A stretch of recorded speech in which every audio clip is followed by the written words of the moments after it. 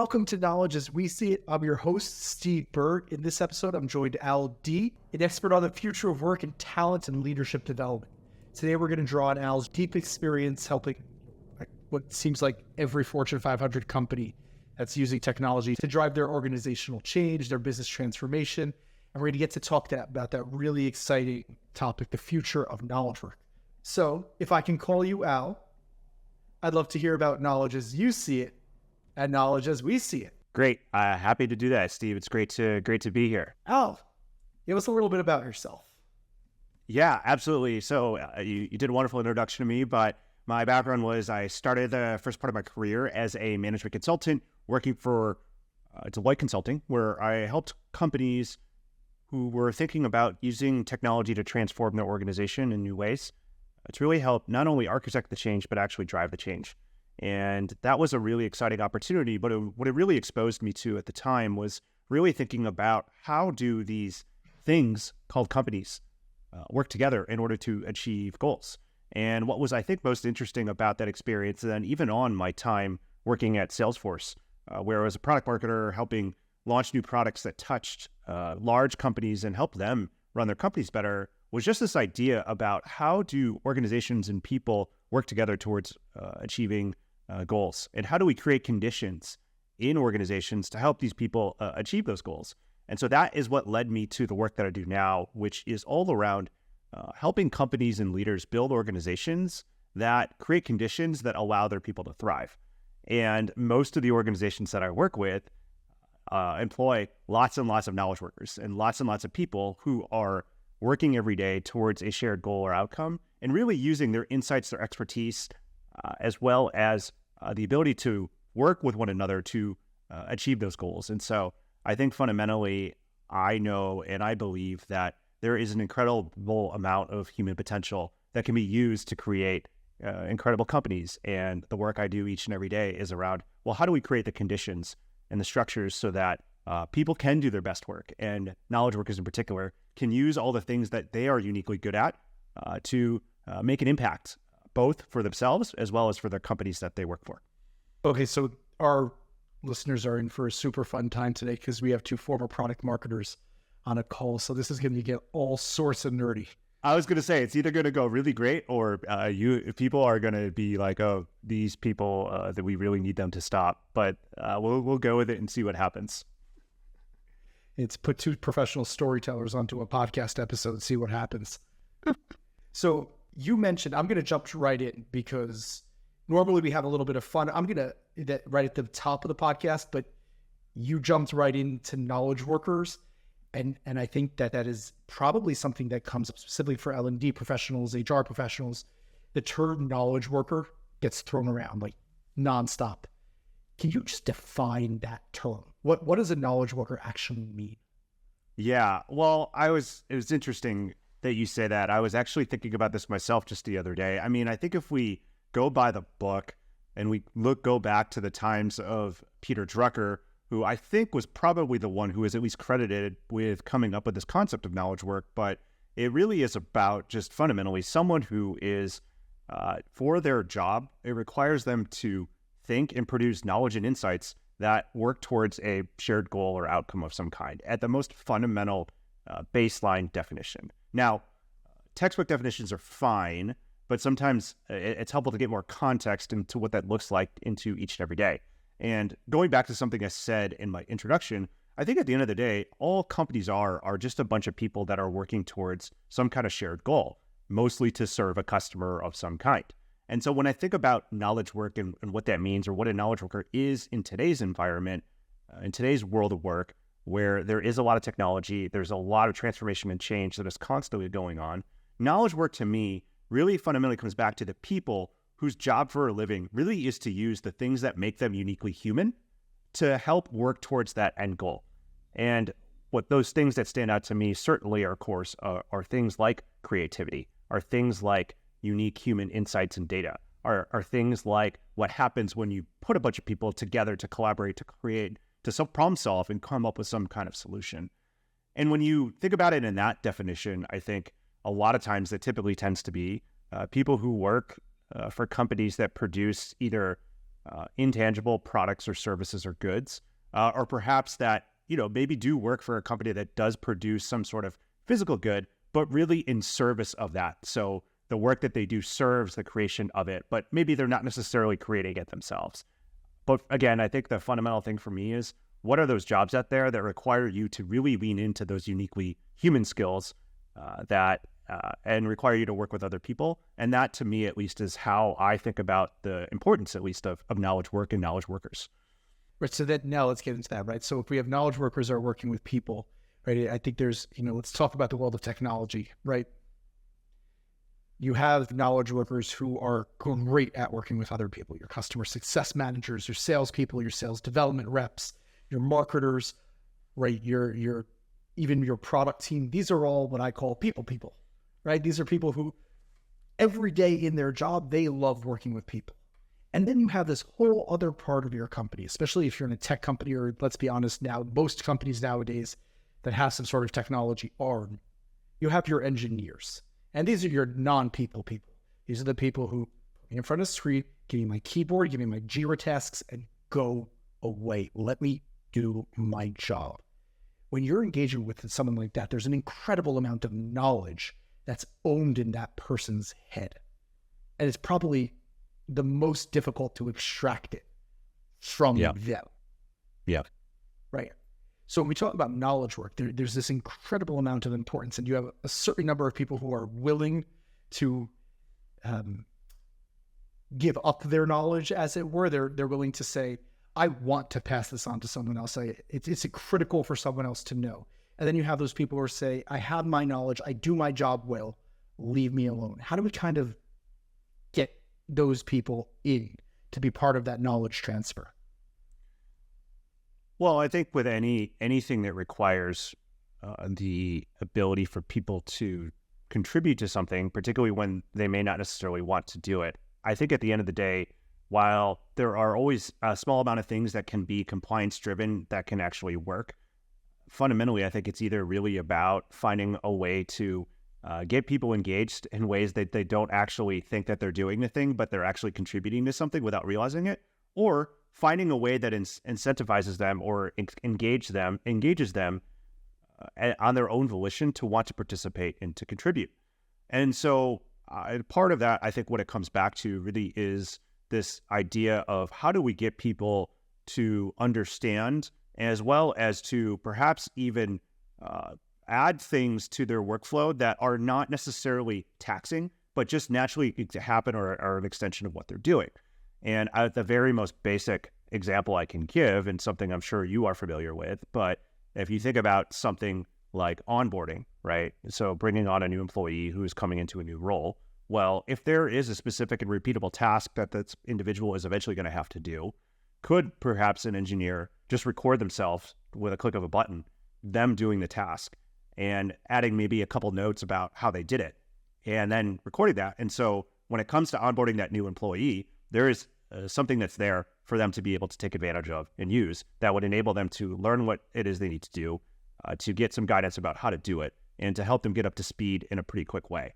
And so in that specific example, it's not as if the person has to opt in to being like, oh, I'm contributing to the greater good and it's important for me to share. It's them literally just adding one or two buttons to their workflow of something that isn't too invasive in a way that drives significant value and opportunity. And so that's one example of it. I think the other example of it is something that I think about a lot of times, and I'm sure you've heard this quote before, but it's just this general idea. It comes from Lou Platt, the former CEO of HP, who once said, if HP knew 50% of what HP knows, we'd be 3 times more productive, right? And so what, for me, that ultimately comes back to is, how do we catch people in our organization doing things that contribute in a meaningful way that can be used and leveraged for greater good?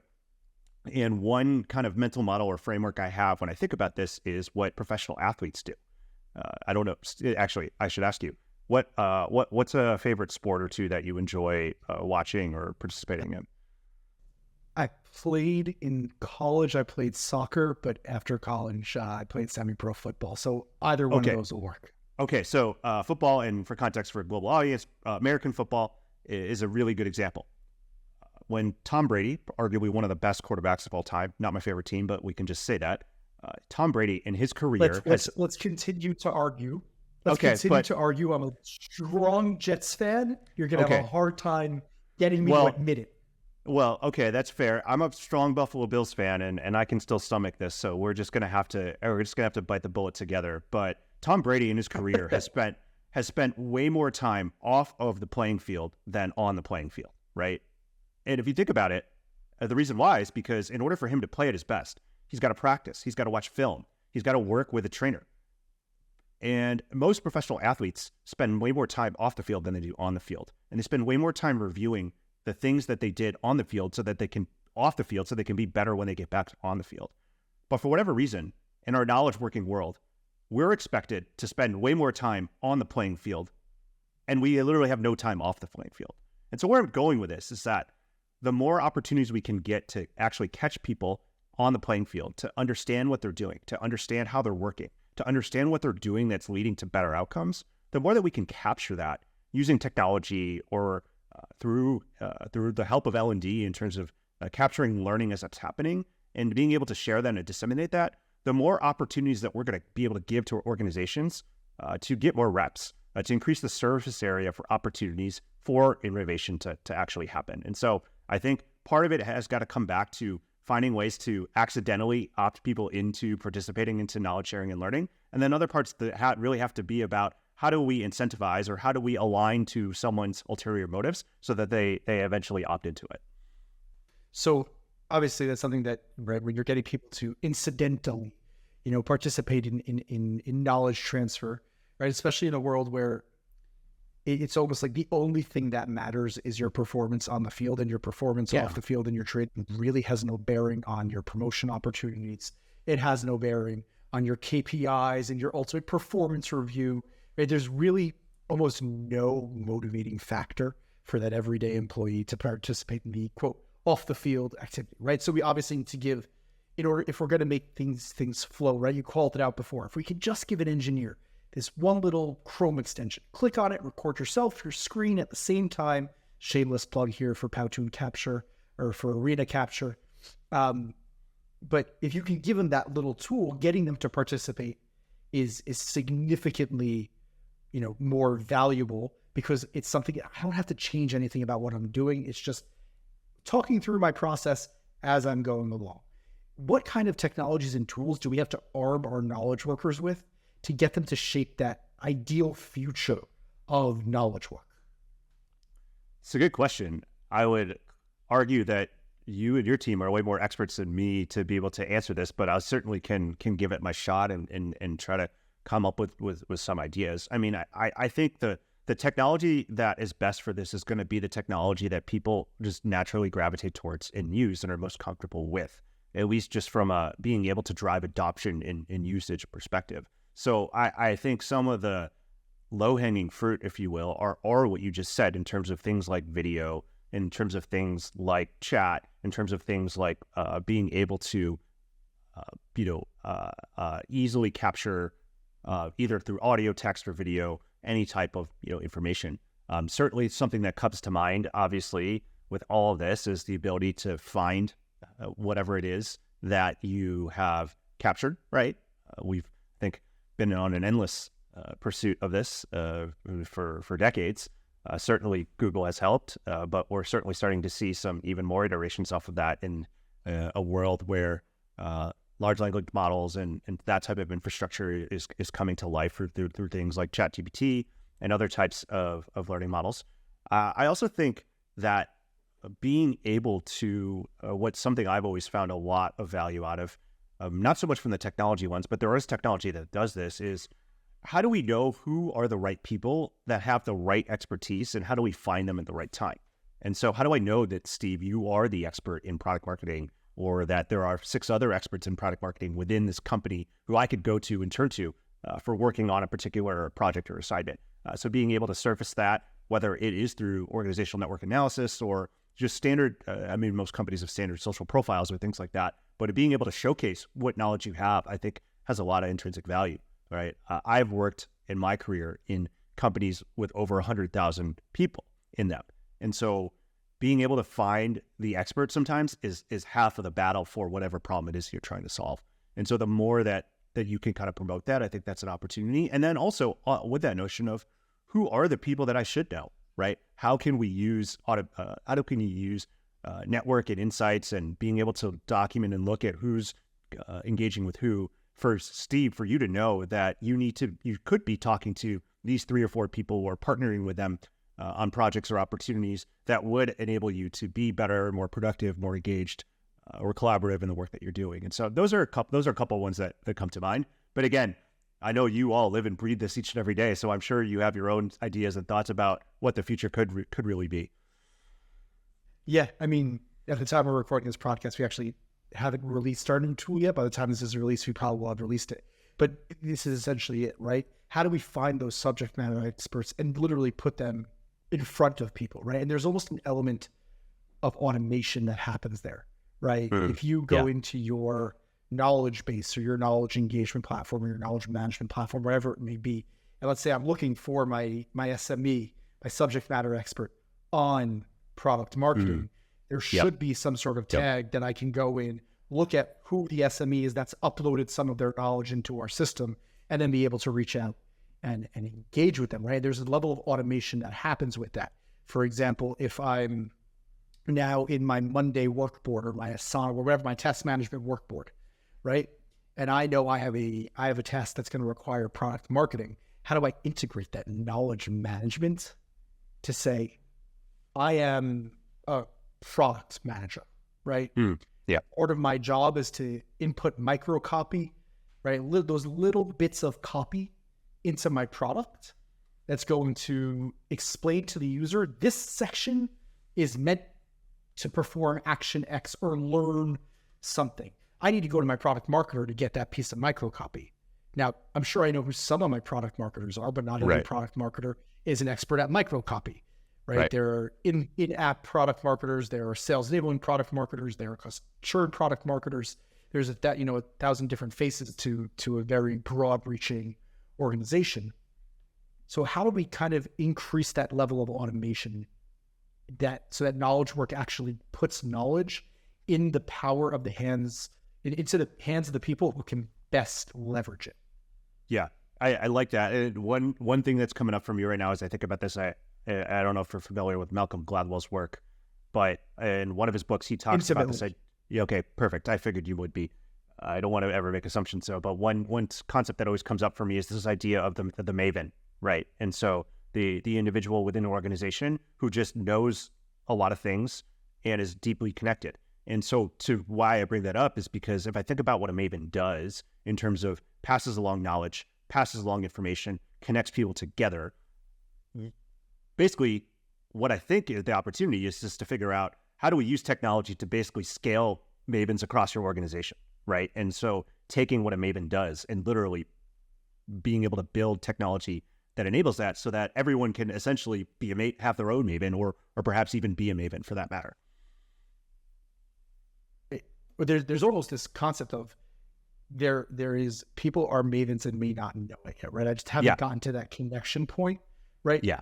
I know our CEO. I also know the most junior people in our company. There might be a time where I'm going to connect them. And then at that point, that creates that next level connection and the next level connection and the next level connection, right? So now that maven has created that network effect, right? That NSX, the venture capital group, loves talking about is kind of that network effect. How do I, as a maven, start the journey of that network effect? Now, I know they're talking about you can't leave my fintech platform because your accounting would be lost if you left my fintech. But internally within companies, that network effect is almost the most powerful thing you have because that's the power of your knowledge. It's putting person A with person C connected by your maven, person B, and then person C realizes that person A should be meeting with person D and makes that connection. Now person C is a maven as well. Sure. Well, and I think that as an extension of that, with the technology that enables knowledge work and perhaps even what you're building, where I really see the potential opportunity is that, yes, it enables mavens for sure, and it enables connections that you wouldn't see that is there. But what I also think it can do is it starts to embed in the culture of the organization the kinds of behaviors that you want to see from all employees, right? And so when it's all said and done, you do get that blend of how people and tech can work together. And so it becomes this almost this self-fulfilling cycle of the tech shows the people what they can do. And then once the people start understanding the power of it, they then start adopting those behaviors that a human can do. And with that, tech become even more powerful. Yeah. And I 100% agree with that. So I want to actually jump back to something you were talking about earlier. You talked about onboarding, but I think one of the large topics we often fail to address with knowledge workers, right? Onboarding is great. We bring a new person, new knowledge base. We want to make sure we get that knowledge base in, make sure that people are aware of who that knowledge base is for. Amazing. But let's deal in our current reality. We're at the beginning of 2023. We're looking at economic downturn, which means companies are making cuts. And what happens with cuts is loss of knowledge, offboarding. That person who was responsible for that one really key critical component, we're not going to keep them around. And now we're going to lose their knowledge. How do we go through the budget cuts we need to go through, right? To stand and continue as a business while ensuring that our knowledge worker might be leaving, but we don't necessarily need to have their knowledge leave with them. Yeah, it's a tough question. And I think if anything, it makes the case for, maybe not at this moment, but for moving forward, why you need to have knowledge management as an org capability within your organization. I mean, at this point, if you made the cuts, it's probably a little bit too late in that regard, because you've already moved on from those employees. But hypothetically speaking, if it is something that you had to do, if you had a culture where knowledge management practices and behaviors were well adopted within the organization, there would be a sense of documentation. There would be opportunities for people to pick up what needed to be picked up. There would be this idea that it probably isn't a good thing that Sally is the only person who knows how to do X, Y, and Z. And now that Sally's gone, we can't run those processes because we just relied on her and didn't ever upskill or didn't ever document what she was doing. And so that translates into lost productivity, which certainly impacts the business. And so if anything, I think it is a reminder out there that it's very easy to quantify some things and much harder to quantify others. But just because you can quantify something doesn't mean it's the most important thing. And just because you can't, it's a lot harder to quantify other things doesn't mean it isn't worth paying attention to. And so I think it is a stark reminder, though, to the point you made, that when you are thinking about layoffs, even if you do have to make them, it is important to think through all of the downstream implications of what's going to happen. And if anything, it might be a good lesson for why it is important to have some kind of good knowledge management practices, because like I was saying, it's great if you're going to start now, but the loss is already there. And so I think the better question should be, what do we need to put in our culture so that moving forward, something like this, if it were to happen again, heaven forbid we have to do more layoffs, but we're not put in this position where we're getting a double whammy of the impact of the hard cost of layoffs and then perhaps the quote unquote soft cost of layoffs for all that knowledge work that walks out the door. And that's something I've certainly seen from my own engagements, working with companies and organizations where, a very specific example is for folks who have been in sales or customer success who have been laid off, right? They have incredible amounts of, in some cases, you might even be able to quantify some of that, right? In terms of if a salesperson leaves or gets let go, that's a potential book of business, or there's pipeline that they have that potentially just leaks, right? And so if anything, it might be a good opportunity to really actually rethink, how do we make sure that in those situations, we have protocols and processes in place. And one way to do that is by having a much, much better and much more rigorous knowledge management practice within our organization. Right. It's almost like knowledge retention must be a proactive process. If you first start thinking about it, we're laying off, and now I'm starting to think about it, you're also going to that worker who, by the way, you just threw their entire life into turmoil. Oh, by the way, before you go, do you mind writing up all the processes you've been working on for handover? You know what that worker's going to say to you? I'll get to it in 3 weeks. But you have a 2-week termination period. Yeah, I'll get to it in 3 weeks. Right? It's kind of there's no reason, there's no motivating factor for me to be an active participant in your organization anymore, beyond the fact that you may or may not help me find my next job, right? You're looking at the least motivated employee and now asking them to take on a fairly large, amount of work. And when it comes to sales, it's even more so, right? Please hand over your pipeline. It's my favorite VP sales moment.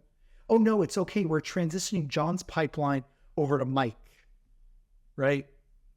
Yeah, how cooperative is John going to be in that process? His CRM notes, that's what you're getting. And you and I have both worked in product marketing.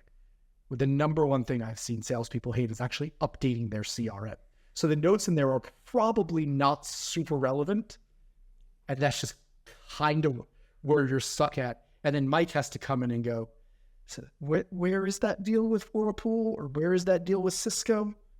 Oh, I don't really know. You know what? I'm just going to dead it off because it's not worth my time to try and go figure out what was happening before I even came in. Now your that pipeline that you're counting on to get you through that recession that you looked at and said, well, because we have, 20 million in open pipe, we should be fine for Q1. Now that 20 million is really only 12. And that's where that second round of layoffs, starts to become an inactive conversation. So I want to talk about another shift that's happened in the last few years. And that's kind of remote work, right? Remote work, digital nomads, hybrid workers. My favorite, the poolside Vegas worker. What effect is that having on the future of our workplace and knowledge workers specifically? Yeah, well, what I think it shows is that if you are someone who is a knowledge worker who is or has an in-demand skill set, you have more opportunities to make work for you in the modality that you wish to do that. And for the people that wish to work poolside from Vegas, if they're highly trained as well as they have in-demand skills, that actually becomes a real opportunity. And perhaps it becomes more of an opportunity for more people as the digital nomads and remote work increases. I think, though, what it also does and what it also means is that when you actually think about the norms and the ways of working, both at the organizational level as well as the individual level for knowledge work, it becomes a little bit of a different mindset, if you will, for how that actually happens when you're working, for example, in a entirely remote organization.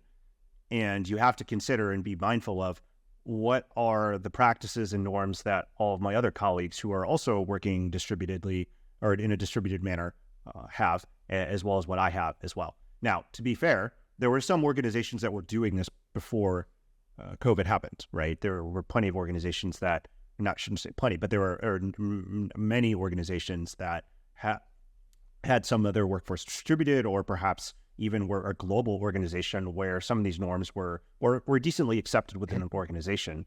But with just more people doing it, that just puts more of an emphasis on being able to truly understand, how do I work at a very philosophical as well as tactical level? What are my preferences, and how does that fit within the context of this organization? And then, if anything, I think particularly in you get organizations that are 100% remote, I think if anything, it actually makes the case for really having strong knowledge management practices, because when you're not face to face all the time or any of the time, being able to pick up on what good looks like, how things are done around here, how to be effective, as well as all the social capital that you need to get things done. When you don't have the ability to do that face to face, having documentation as well as signposts in place to help people navigate is really, really critical. So if anything, I think it actually makes the case for really investing in a robust knowledge management practice.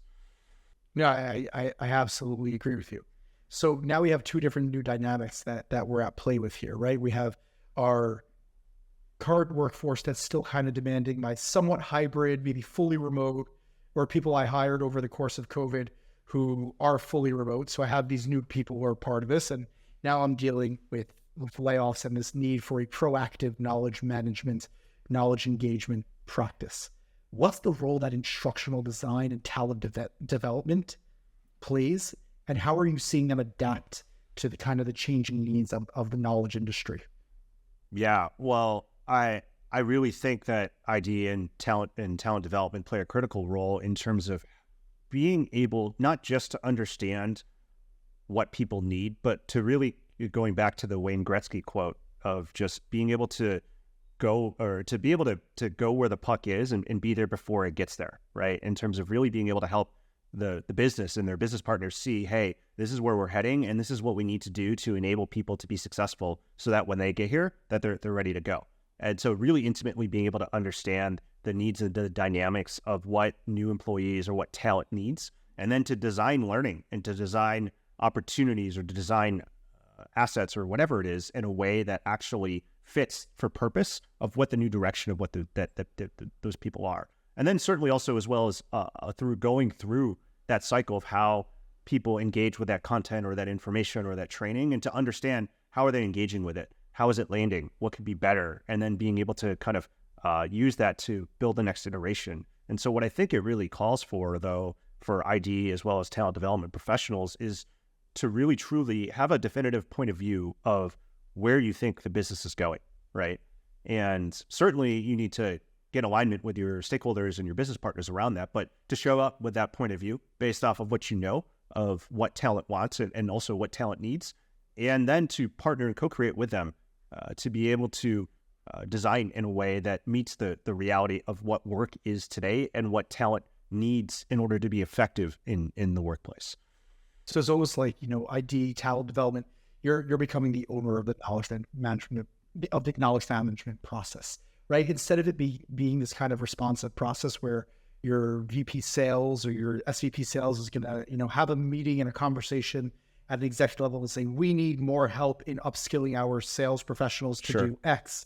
And then they bring in an instructional designer who sits with the VP sales and starts mapping out the SME. It kind of becomes the instructional designer now approaching the SVP sales and saying, we've taking a look at organizational goals, right? And where things have changed in the sales process. I need to understand your 3 biggest failure points, and then time with your subject matter experts, whether it's your VP sales enablement, whoever it may be, to sit down and map out, here's the course solutions we need to build in order to improve on these 3 organizational failure points. Yeah, I think that's a big part of it. I mean, I think you've worked with enough salespeople so you can chime in here on this, but I think it's important that it's really about coming to the table with a definitive point of view while being open to feedback and ideas. I think it would be very hard for any salesperson to want to totally cede that someone else outside of their business is the quote unquote expert in sales, just as any function would be for that matter. But it means showing up with a definitive point of view that is grounded in your perspective in terms of what you've talked to and what you've heard, what you know about from the research that you've done, and to really be a true co-creator and partner on it. And I think maybe the best way to say it, and I think you sort of said this, was to take ownership of the process. Maybe not necessarily all the nitty-gritty details or the outcome, but like at least the process, and really, shepherding that along and showing that this is something that you're being intentional about. And that while you do have a point of view, you're open to others and you're willing to kind of hear what other people have to say. Because, it's this kind of dance, if you will, of being able to take ownership and come to and come with your point of view, while also being able to allow them to share their perspective and what they know, both from being experienced as well as what they know from talking with their peers. And then perhaps the last thing is just, and this goes for anything, just always being rooted in how whatever we're doing is going to impact the business, however we define that, whatever business outcome or business metric that we care about, and just always making sure that it's grounded in something in that nature, because that's fundamentally what it's all about. Yeah, I mean, I think you definitely leverage your internal SMEs when you possibly can. Yes, right? And a lot of that is around their schedule. But if you're going to bring in an external SME, you need to establish those credentials first. Yes. Right. When you bring in Sandler training for your salespeople, this is an example, right? Yeah. You need to establish, why is Sandler training the sales methodology that we are now subscribing to? Or if it's a marketing piece, right? Why are we now making a shift from a lead gen to demand gen? Or if we're talking from an HR perspective, why are we making a shift from bringing in new talents to talent retention? Well, we have this external guy who's an expert on talent retention, whereas our internal SMEs are all around talent acquisition. We're shifting with the business needs and therefore we have to make an internal shift. We don't want to now replace the entire HR team. So we're going to give you a new skill set to now say, here's how we focus on talent retention versus talent acquisition and onboarding. Yeah. No, I think that's spot on. Yeah. So I want to jump in, kind of as we get to the end. Clearly, you've had a really colorful, really, amazing career. The amount of knowledge you're imparting on us is amazing. If there's that one piece of advice for an ID, for a talent development person that they can take to enhance or accelerate their career development that you've been given, what is that advice? Yeah, it's a great question. I think, as we talked about earlier, the world of work is changing and constantly changing and is never going to stop changing. And I think that's an opportunity, particularly when it comes to managing your career or accelerating your career, to really focus on habits and practices that fuel opportunities and growth. And what I mean by that is, I think when it comes to careers and managing careers in general, oftentimes we think about it in an episodic nature, in terms of it's time for my performance evaluation, or it's time for the company to do the individual career development plans. And I think those are important, and I wouldn't ever suggest that anyone shy away from them. But what I would suggest, and I think what I try to really encourage people to do, is that in a world of work that is always changing, won't ever stop changing, there is opportunity. And the opportunity is to put in place habits and practices that fuel in the moment growth, or in the moment opportunities to learn and grow. And so whatever those practices and habits are for you, that's for you to define, whether it is spending time learning, right? Whether it's spending time bringing people together and to share knowledge, whether that is trying to document your work and share it more broadly within your organization on a regular basis, whether that means trying to be the maven yourself in terms of trying to go out and find other people to connect. Whatever you can find in terms of those habits and practices that you can put into place on a consistent basis, that's going to be almost like an operating rhythm or an operating system for your own growth and your own career development. And so, yes, the episodic nature matters, and please do participate in your career conversations with your managers that happen whenever they happen. But what I would encourage people, particularly in a world of constant change that isn't slowing down, is to really find those habits and practices that you can commit to that can fuel growth each and every day. And I think what you'll find is that when you practice them over time, they will lead to opportunities, even if you can't just see them right away. So 2 more questions here before we end. Al, can you give us something that people don't necessarily know about you that isn't, necessarily career related, but that cool thing about you? That cool thing about me, I wish I could give you an answer for that, but I'm pretty sure there's nothing cool about me. No, I'm kidding. You can see it, but there's a golf hat in my background. My first job was, I worked at a golf course. I was a caddy, and I love the work that I do now, but I think being a caddy was arguably the best job that I have ever had, and in terms of being fun, in terms of being interesting, in terms of being challenging, as well as, when you're making a decent amount of money as a 12-year-old and outside and around, in the sun, life doesn't get too much better than that. And so not everyone knows that about me. I don't know if it's necessarily cool, but not everyone knows that about me. I think it's cool. Okay, thank you. How often do you meet the little kid who's the golf caddy, and then you look at them years and years and years later, you look at where they are, you go, I remember that kid was my golf caddy. Yeah, exactly. Right? You were giving advice long before. No, maybe it's a wedge, maybe it's your 9-iron, yes. Maybe it's your... Yes, no, it is absolutely, there's absolutely alignment between what I learned then and to what my profession is today. So a great call out on that. So before we end, what are Al D's predictions for the future of knowledge work?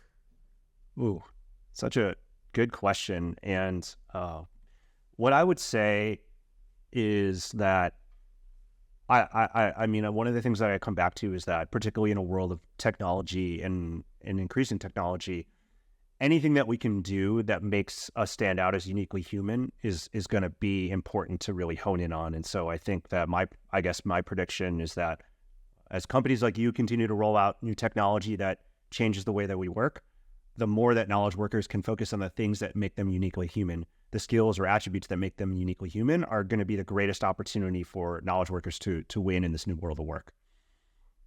Yeah, our COO has a favorite line. He calls it bringing humanity back into the workplace.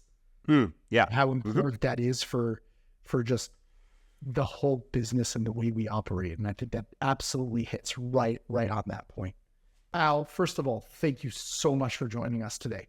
It's been amazing to hear about the wealth of experience, how you see knowledge management, HR, L&D, your insights. It's been absolutely fantastic. I'm thinking, you've absolutely helped every single person who's listening to this episode today understand how we can improve our knowledge management practices, how we can best spread knowledge across our organization. This was awesome. And thank you. Yeah, absolutely. It was a pleasure, Steve.